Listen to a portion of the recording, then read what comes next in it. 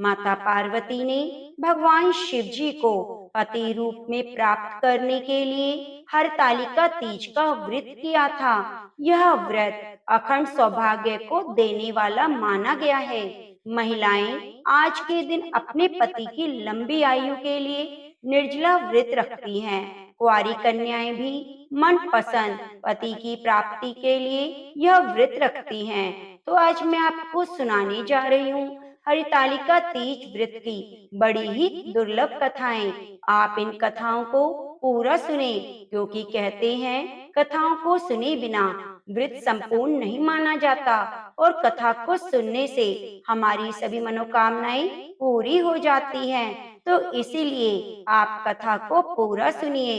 तो आइए भगवान शंकर और माँ गौरा पार्वती के नाम का जयकारा लगाते हुए कथा का रसपान करते हैं। सूत जी ने कहा, सौनक आदि महर्षि गणों मंदार के फूलों से सजे हुए केश वाली दिव्य वेष्टन से विभूषित पार्वती जी को तथा मुंडमाला में सुशोभित शिव जी को, जो दिगंबर रहते हैं, ऐसे शिवा को मैं बार बार प्रणाम करता हूँ। कैलाश पर्वत के सुरम्य शिखर पर विराजमान शिव जी से पार्वती जी ने पूछा, हे महेश्वर, आज आप मुझे कोई गुप्त से गुप्त रहस्य की बात बताने की कृपा करें। वह ऐसी बात हो जो सभी धर्म का सार हो, अल्प परिश्रम से ही करने योग्य और अत्यंत फलदायिनी कथा का जिसमें समावेश हो। यदि आप मुझ पर प्रसन्न हैं तो उसे बताने की कृपा करें। प्रभु, मैंने पूर्व जन्म में कौन सा तप, दान, व्रत किया जिसके फलस्वरूप आप जैसे मुझे आदेश्वर पति की प्राप्ति हुई। तब शिव जी ने कहा, हे देवी, अब मैं तुमसे सर्वोत्तम व्रत का कथन करता हूँ, क्योंकि तुम मेरी प्रेयसी हो। अतः मैं तुमसे इस गुप्त व्रत को बतलाता हूँ। जिस प्रकार तारों में चंद्र ग्रहण में, सूर्य चारों वर्णों में, ब्राह्मण क्षत्रिय वैश्य और शूद्र में ब्राह्मण, देवों में विष्णु, नदियों में गंगा, पुराणों में महाभारत, वेदों में सामवेद, इंद्रियों में श्रेष्ठ है, उसी प्रकार पुराण और वेदों का सर्वश्रेष्ठ इस प्राचीन व्रत को मैं तुमसे कथन करता हूँ। तुम स्थिर होकर इसको सुनो। पूर्व काल में व्रत को तुमने किया था, इसी के प्रभाव से तुम मेरी पत्नी बनी। प्रेयसी होने के कारण ही मैं तुमसे इस व्रत का प्रकट करता हूँ। भादो मास के शुक्ल पक्ष हस्त नक्षत्र से युक्त तृतीया तिथि के दिन इस व्रत का अनुसरण करने से त्रिविध ताप, दैहिक ताप, दैविक, भौतिक और पापों से स्त्रियां मुक्त हो जाती हैं। देवी, पूर्व काल में इस महाव्रत को तुमने हिमालय पर्वत पर किया था। उन सभी पूर्व वृतांतों का मैं तुमसे वर्णन करूंगा। तब पार्वती जी ने कहा, हे नाथ, मैंने इस उत्तम व्रत को किस प्रकार किया था, उस सभी वृतांत को मैं आपसे सुनना चाहती हूँ। तब शिव जी बोले, पर्वतों में श्रेष्ठ हिमालय नामक एक पर्वत है, जो अनेक प्रकार की भूमि और विविध वृक्षों से परिव्याप्त है। उस पर्वत पर अनेक प्रकार के पक्षी, मृग, देवगण, गंधर्व, सिद्ध प्रमुदित रूप से विचरण करते हैं। गंधर्वगण निरंतर गान किया करते हैं। उस पर्वत की छोटी सी फटक बिलोर नाम की एक विशेष प्रकार की मणि है। फणमणि मूंगा और लौंगों से सुशोभित है। यह पर्वत आकाश के समान ऊंचा है। उसकी चोटियां सफेद बर्फ से ढकी रहती हैं और गंगा का निरंतर निनाद होता रहता है। हे पार्वती, तुमने अपनी बाल्य अवस्था में जिस प्रकार कठोर तपस्या की, मैं उसका वर्णन करता हूँ। हे देवी, तुमने 12 वर्ष तक नीचे को मुख और ऊपर को पैर करके तपस्या की। तुमने माह के महीने में कंठ तक जल में निवास कर, बैसाख के महीने में प्रखर घाम में पंचांगनी सेवन कर, श्रवण मास में घर से बाहर वर्षा में भीग कर मेरी तपस्या निराहार की। तुम्हारे इस उग्र ताप को देखकर तुम्हारे पिता हिमवान बहुत ही दुखी और चिंतित हुए। तुम्हारे विवाह के विषय में चिंता तो होगी, ऐसी तपस्विनी कन्या के लिए वे कहाँ से वर उपलब्ध करें। ऐसे ही समय में ब्रह्मपुत्र नारद जी 10 मार्ग से तुम्हारे पिता के पास आए। तुम्हारे पिता ने मुनि श्रेष्ठ का स्वागत किया, आसन देकर पूजा की। हिमवान ने कहा, हे मुनि, आप अपने आने का कारण बताइए, क्योंकि परम सौभाग्य से ही आप जैसे महानुभावों का आगमन होता है। उत्तर में नारद मुनि ने कहा, हे पर्वतराज, आज मेरे आने का कारण जानना चाहते हो तो सुनिए। मुझे भगवान विष्णु ने आपके पास संदेश वाहक के रूप में भेजा है और कहा है कि अपनी इस कन्या रतन को किसी योग्य पुरुष के ही हाथ में अर्पित करें। संपूर्ण देवों में वासुदेव से बढ़कर अन्य कोई देव नहीं, इसलिए मेरी भी यही राय है कि आप अपनी कन्या का विष्णु भगवान को सौंप कर जगत में यशस्वी बने।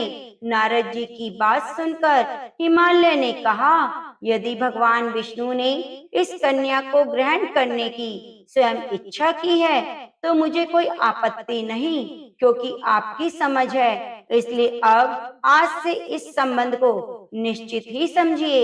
हेमंत द्वारा इस प्रकार उत्तर देकर नारद जी वहां से अंतर ध्यान हो गए। शंख चक्र गदाधारी विष्णु जी के पास उपस्थित हुए। उन्होंने हाथ जोड़कर प्रणाम करते हुए भगवान विष्णु से कहा, हे देव, मैंने आपका विवाह संबंध पर्वतराज हिमवान की पुत्री से निश्चित कर दिया है। हिमवान ने प्रसन्न होकर कहा, तुमसे, हे पुत्री, मैंने तुम्हारा विवाह भगवान विष्णु के साथ पक्का कर दिया है। पिता द्वारा विपरीत अर्थ वाक्य सुनकर तुम अपनी सखी के साथ घर चली गई और वहीं भूमि पर लेटकर अत्यंत विलाप करने लगी।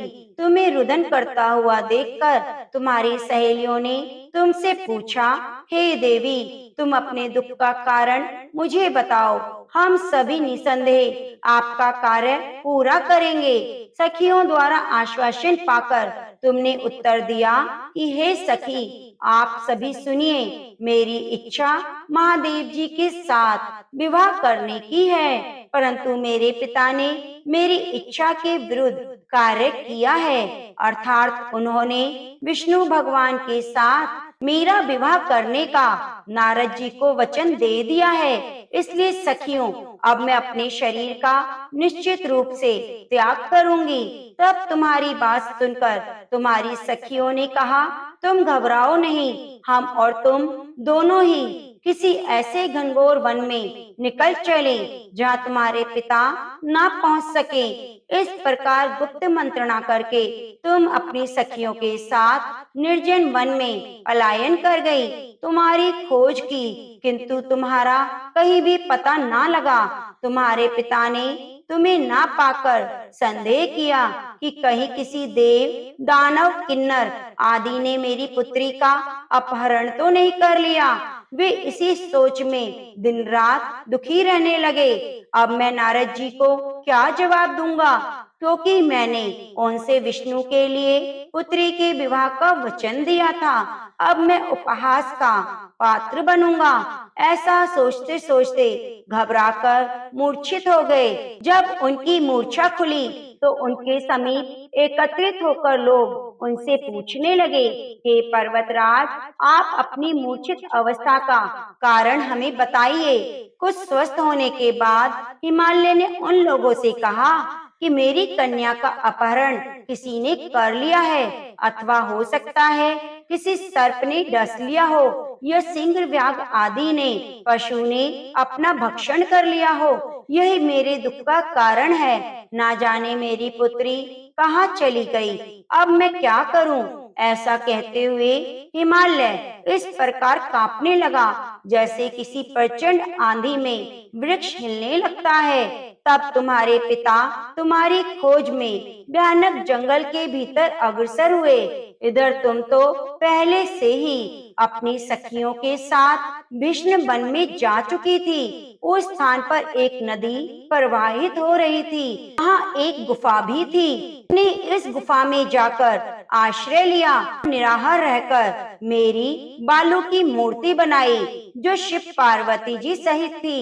इस मूर्ति की तुमने स्थापना की। जब भादो मास के शुक्ल पक्ष की तृतीया हस्त नक्षत्र से युक्त आई, तब तुमने उस दिन रात्रि में जागरण कर गीत वादन किया, मेरी भक्ति की, पूजन किया। प्रिया, तुम्हारे द्वारा की गई उस कठिन तपस्या और व्रत के प्रभाव से मेरा सिंहासन चलायमान हो गया और तुम जिस स्थान पर अपनी सखियों के साथ थी, मैं पहुंच गया और तुमसे कहा कि हे भरिणे, मैं तुमसे अत्यंत प्रसन्न हूँ। तुम मुझसे अपना इच्छित वर प्राप्त कर लो। तब उत्तर में तुमने कहा, हे देव, यदि आप मुझ पर प्रसन्न हैं, तो आप मुझे पति रूप में प्राप्त हो। मैं तथास्तु कहकर ऐसा ही हो पुनः अपने कैलाश पर्वत पर चला आया। मेरे चले जाने के बाद तुमने प्रातःकाल नदी में स्नान कर मेरी स्थापित मूर्ति का विसर्जन किया। इतना करने के बाद तुमने अपनी सखियों के साथ व्रत का पारण किया। इस समय तुम्हारे पिता हिमालय भी तुम्हें खोजते हुए जंगल में आ पहुँचे, किंतु वन की गहनता के कारण चारों ओर ढूंढने पर भी तुम्हारा कुछ पता न लगा। अब वे निराश होकर भूमि पर गिर पड़े। पुनः उठने के बाद हिमालय ने दो कन्याओं को आते हुए देखा। उन्होंने निकट आकर तुम्हें देखा और तुम्हें गोद में उठा लिया और रुदन करने लगे। रोते रोते उनने तुमसे पूछा कि तुम इस तरह से जंगल में क्यों आई। पिताजी का आश्वासन सुनकर तुमने उनसे कहा, हे पिताजी, मैं अपना विवाह शिव जी के साथ करना चाहती हूँ, परंतु मेरी इच्छा के विपरीत आपने विष्णु जी से मेरा वैवाहिक संबंध स्थिर कर लिया।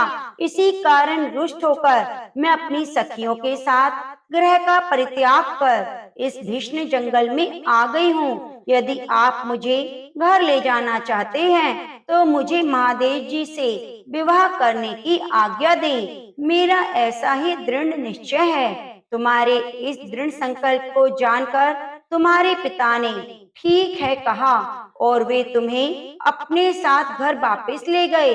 घर पहुंचने पर मेरे साथ तुम्हारा पानी ग्रहण हुआ। व्रत के प्रभाव से तुम्हें अचल सौभाग्य प्राप्त हुआ। मैंने आज तक इस व्रत का कथन किसी से नहीं किया। हे देवी, तुम अपनी सखियों के द्वारा हरण की गई, इसीलिए इस व्रत का नाम हरतालिका पड़ा। अर्थात पार्वती जी ने कहा, प्रभु, आपने इस व्रत के नाम का निरूपण तो कर दिया, अब इसका विधान और माध्यम का वर्णन कीजिए। इस व्रत को करने से क्या फल मिलता है और इस व्रत को पहले किसने किया था, यह भी बतलाने की कृपा करें। अब शिव जी ने कहा, देवी, अब मैं तुमसे इस व्रत का विधान बताता हूँ। सौभाग्य की कामना करने वाली सभी नारियों के लिए यह व्रत उत्तम है, क्योंकि यह व्रत स्त्रियों का सौभाग्य दायक है। सर्वप्रथम केले के खम्भों का एक मंडप तैयार करें। उस मंडप को विविध वर्णों के वेष्टन से आच्छादित करें। सुगंधित चंदन लेपित करें। फिर उसमें पार्वती जी सहित मेरी बालू की मूर्ति बनाकर स्थापित करें। शंकर, वेरी, मृदंग आदिवास चढ़ाकर मेरी पूजा करें। पूजन के बाद दिन रात्रि में जागरण करें। सुपारी, जामुन, मौसमी, नारंगी आदि का भोग अर्पित करें। नारियल के जल से अभिषेक करें। 5 मुख वाले शांति स्वरूप और त्रिशूलधारी शिवा को मेरा नमस्कार है, ऐसा कहकर नमन करें। नंदी, भृंगी, महाकाल आदि गानों से युक्त शिवा को मेरा नमस्कार है। सृष्टि स्वरूपिणी प्रगति रूप शिव पार्वती को मेरा नमस्कार है। सर्व मंगल प्रदायिनी जगन्मयी शिव माँ पार्वती रूपी कल्याणी शिवा रूप शिवेन स्वरूप तेरे और शिवा के निमित्त ब्रह्मचारिणी स्वरूप जगत रात्रि के लिए मेरा बार बार प्रणाम है। वाहिनी माता, आप मेरा प्रणाम स्वीकार करें। हे महेश्वरी, आप मेरे प्राण हैं और मेरे प्रणाम को स्वीकार करें। हे महेश्वरी, आप मेरी संपूर्ण इच्छाएं पूर्ण करें। मातेश्वरी, मुझे राज्य सौभाग्य धन लक्ष्मी प्रदान करें। इस प्रकार कहकर मेरे साथ तुम्हारी पूजा स्त्रियों को करनी चाहिए।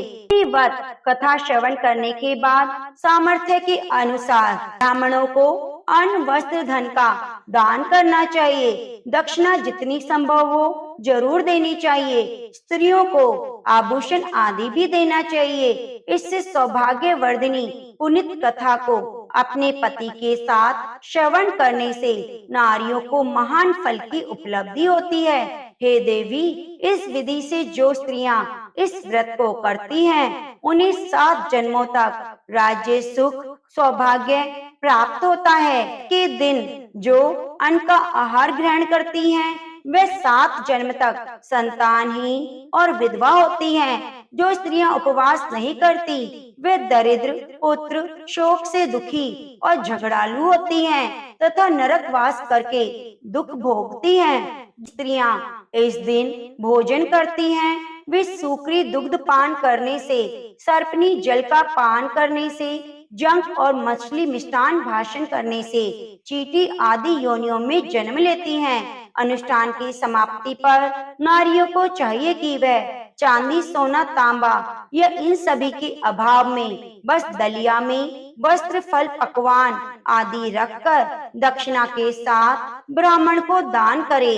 अंत में दूसरे दिन व्रत का पारण करे। जो नारियां इस विधि से व्रत का अनुष्ठान करती हैं, वे तुम्हारे समान अनुकूल पति को प्राप्त करती हैं। इस लोक में सभी सुखों का उपभोग करती हुई अंत में मुक्ति को प्राप्त होती हैं। इस कथा के श्रवण कर लेने से स्त्रियां हजारों अश्वमेघ यज्ञ और सैकड़ों वाजपेयी यज्ञ का फल प्राप्त करती हैं। हे देवी, मैंने तुमसे इस सर्वोत्तम व्रत का कथन किया, जिसके करने से करोड़ों यज्ञ का फल सहज प्राप्त हो जाता है। तो इस व्रत का फल अकथनीय है। तो प्रेम से बोलिए, गौरी शंकर भगवान की जय हो, उमापति महादेव की जय हो। प्रिय भक्तजनों, अब आइए मनोकामनाओं को पूरी करने वाली भगवान शिव और माता पार्वती की बड़ी ही दुर्लभ कथा को सुनते हैं। एक बार की बात है, माता पार्वती शिव जी को पति रूप में प्राप्त करने के लिए घोर तप कर रही थी। तब उनके तप को देखकर देवताओं ने शिव जी से देवी की मनोकामना पूरी करने की प्रार्थना की। शिव जी ने पार्वती जी की परीक्षा लेने सप्त ऋषियों को भेजा। सप्त ऋषियों ने शिव जी के सैकड़ों अवगुण गिनाए। पार्वती जी को महादेव के अलावा किसी और से विवाह मंजूर नहीं था। सज्जनों, विवाह से पहले सभी अपनी भावी पत्नी को लेकर आश्वासन होना चाहते हैं। इसलिए शिव जी ने स्वयं पार्वती जी की परीक्षा लेने की ठानी। भगवान शंकर प्रकट हुए और पार्वती जी को वरदान देकर अंतर्ध्यान हो गए। इतने में माता पार्वती जहाँ तप कर रही थी, वहीं पास में तालाब में मगरमच्छ ने एक लड़के को पकड़ लिया। लड़का जान बचाने के लिए चिल्लाने लगा। पार्वती जी ने उस बच्चे की चीख सुनी नहीं गई और द्रवित हृदय होकर वहां पर पहुंच गई। देखती हैं, मगरमच्छ लड़के को तालाब के अंदर खींचकर ले जा रहा है। लड़के ने देवी को देखकर कहा, मेरी ना तो माँ है, ना कोई मित्र है, ना पिता है, आप मेरी रक्षा करें माता। पार्वती ने कहा, मगरमच्छ इस लड़के को छोड़ दो। मगरमच्छ बोला, दिन के चौथे पहर में जो मुझे मिलता है उसे मैं अपना आहार समझकर स्वीकार करता हूँ। मेरा नियम है। ब्रह्मदेव ने दिन के चौथे पहर इस लड़के को भेजा है, मैं क्यों छोड़ूं? पार्वती जी ने विनती की, तुम इसे छोड़ दो, बदले में तुम्हें जो चाहिए वे मुझे कहो। मगर बोला, एक ही शर्त पर मैं इसे छोड़ूंगा, अपने तप का फल मुझे दे दो तो मैं इसे छोड़ दूंगा। पार्वती जी तुरंत तैयार हो गई। उन्होंने कहा, मैं अपने तप का फल तुम्हें देने को तैयार हूँ, लेकिन तुम इस बालक को छोड़ दो। मगर ने समझाया, सोच लो देवी, आवेश में आकर संकल्प मत करो। हजारों वर्षों का तप किया है, वैसा देवताओं के लिए भी संभव नहीं। उसका फल इस बालक के प्राणों के बदले चला जाएगा। पार्वती जी ने कहा, मेरा निश्चय पक्का है, मैं अपने तप का फल देती हूँ, तुम इसको जीवन दो। मगरमच्छ ने पार्वती जी से तप दान करने का संकल्प करवाया। तप का दान होते ही मगरमच्छ तेजी से चमकने लगा। मगर बोला, पार्वती जी देखो, तप के प्रभाव से मैं कितना सुंदर बन गया हूँ। तुम्हारे जीवन भर की पूंजी एक बच्चे के लिए तुमने व्यर्थ कर दी। अपनी भूल को सुधारने का मैं एक और मौका देता हूँ। पार्वती ने कहा, ग्रहा, तब तो मैं पुनः कर सकती हूँ, किंतु यदि तुम इस लड़के को निगल जाते तो इसका जीवन वापस नहीं मिल सकता था। देखते ही देखते वह लड़का अदृश्य हो गया, मगर भी लुप्त हो गया। पार्वती ने विचार किया, मैंने तप का तो दान कर दिया, अब पुनः तप आरंभ करूंगी। पार्वती जी ने फिर से तप करने का संकल्प किया। भगवान सदाशिव फिर से प्रकट हुए। बोले, पार्वती, भला आप क्यों तप कर रही हो? पार्वती ने कहा, प्रभु, मैंने अपने तप का फल दान कर दिया है। आपको पति रूप में पाने के संकल्प के लिए मैं फिर से वैसा ही तप करूंगी जिससे आप प्रसन्न हो। महादेव बोले, मगरमच्छ और लड़का दोनों ही मैं था। तुम्हारा चित्त प्राणी मात्र में अपने सुख दुख का अनुभव करता है या नहीं, इसकी परीक्षा लेने मैंने यह लीला रची। अनेक रूप में दिखने वाला मैं एक ही हूँ। मेरे अनेकों शरीरों से शरीर अलग निर्विकार हूँ। तुमने अपना तप मुझे ही दिया, इसलिए अब और तप करने की जरूरत नहीं। देवी ने महादेव को प्रणाम कर प्रसन्न मन से विदा लिया तो प्रेम से बोले, शंकर पार्वती भगवान की जय हो। प्रिय भक्तजनों, नारद जी ने एक बार भोलेनाथ की स्तुति करते हुए पूछा, प्रभु, आपको प्रसन्न करने के लिए सबसे उत्तम और सुलभ साधन क्या है? त्रिलोकीनाथ, आप तो निर्विकार निष्काम है, आप सहज ही प्रसन्न हो जाते हैं। फिर भी मेरी जानने की इच्छा है कि आपको क्या प्रिय है। तब शिव जी बोले, नारद जी, वैसे तो मुझे भक्ति भाव से प्रिय है, फिर भी आपने पूछा है तो बताता हूँ। मुझे जल के साथ बेलपत्र बहुत प्रिय है। जो अखंडित बिल्व पत्र मुझे श्रद्धा से अर्पित करता है, मैं उन्हें अपने लोक में स्थान देता हूँ। नारद जी भगवान शंकर और माता पार्वती की वंदना कर अपने लोक चले गए। उनके जाने के बाद पार्वती जी ने शिव जी से पूछा, हे प्रभु, मेरी ये जानने की बड़ी इच्छा है कि आपको बेलपत्र इतने प्रिय क्यों हैं? कृपया मुझे बताइए, मेरी जिज्ञासा शांत कीजिए। शिव जी बोले, हे शिवा, बेलपत्र मेरी जटा के समान है। उसका त्रिपत्र